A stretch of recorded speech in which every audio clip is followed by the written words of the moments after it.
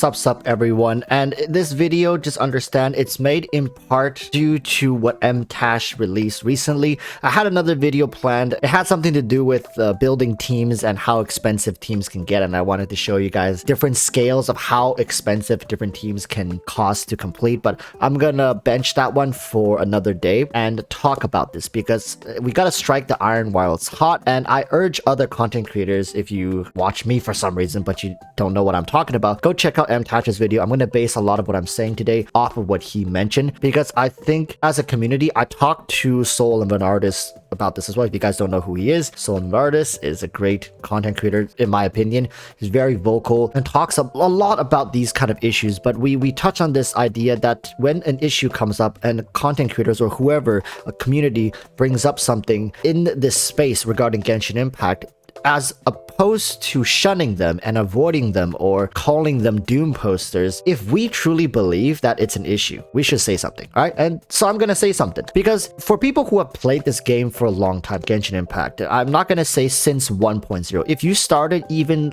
like 1.4, 1.5, I'm gonna be honest with you, if even that late, at this point, you shouldn't be struggling, regardless of whether you watch content creators, follow meta guides or not.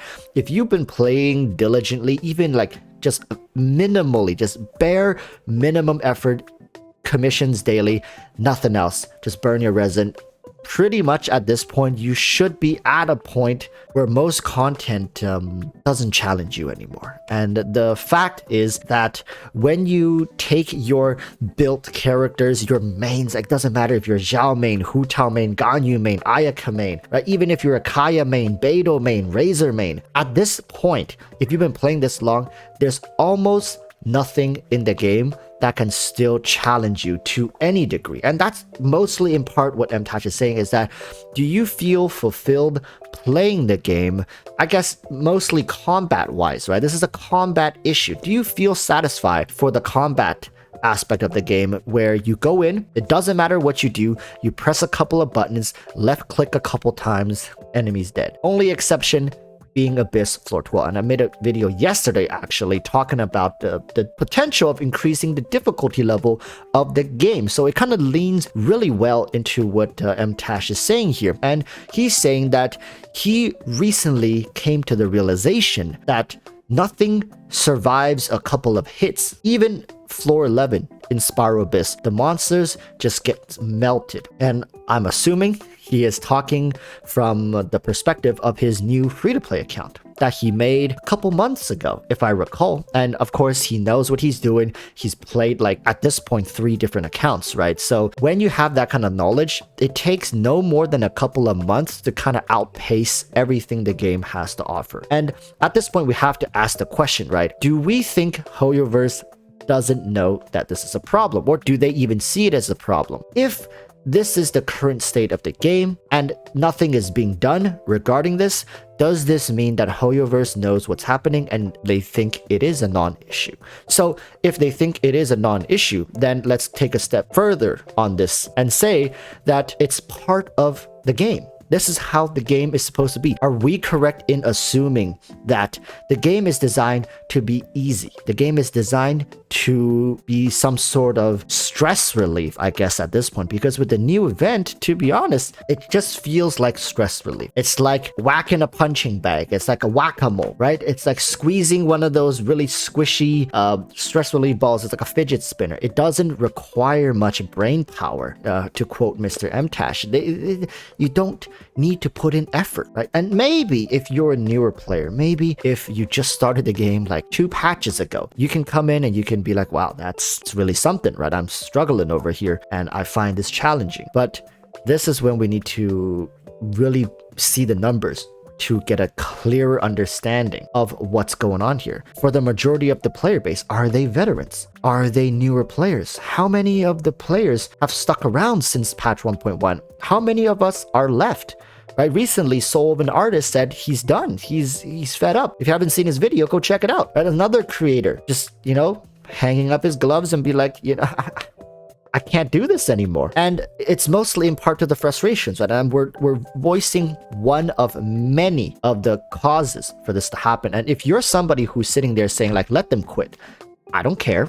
right? The more of these people quit, the better.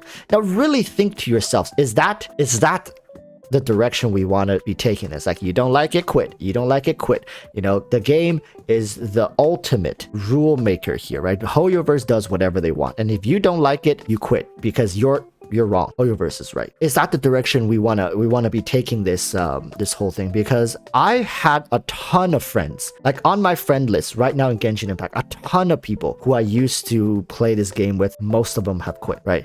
With exceptions to a few content creators who are still sticking around. They found great success in this space and they're gonna continue being successful. I think there are exceptions, but for regular players, for the most part, they're gone. All right, I've made new friends, of course. As the old goes, the newer comes, but it just makes me feel like I'm the odd one out here, being somebody from patch 1.0, still playing the game, and to a degree still enjoying it in certain aspects. I think it's unfair if you or anybody expects me or anyone else to fully enjoy 100% of Genshin Impact at all times to be qualified to play this game. Because let's be honest, no one should be 100% enjoying 100% of the game. There should be always caveats, issues, because nothing is perfect, right? So when we voice these kind of concerns, being the game is too easy, there's no challenge, we don't feel like our time spent in the game is worthwhile. Why even do these events to get these limited crowns to do what? Level up the talent to level 10?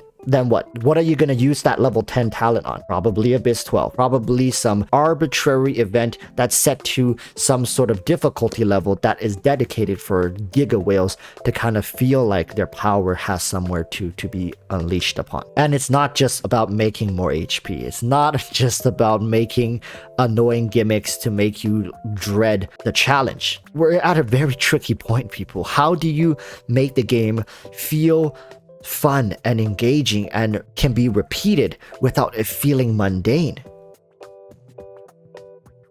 I remember I could spend hours fighting trainers in a Pokemon game and I never felt tired. It just felt like I was always progressing towards something. The power felt meaningful. The progression felt meaningful. And I think that's a question Genshin really has to answer for itself.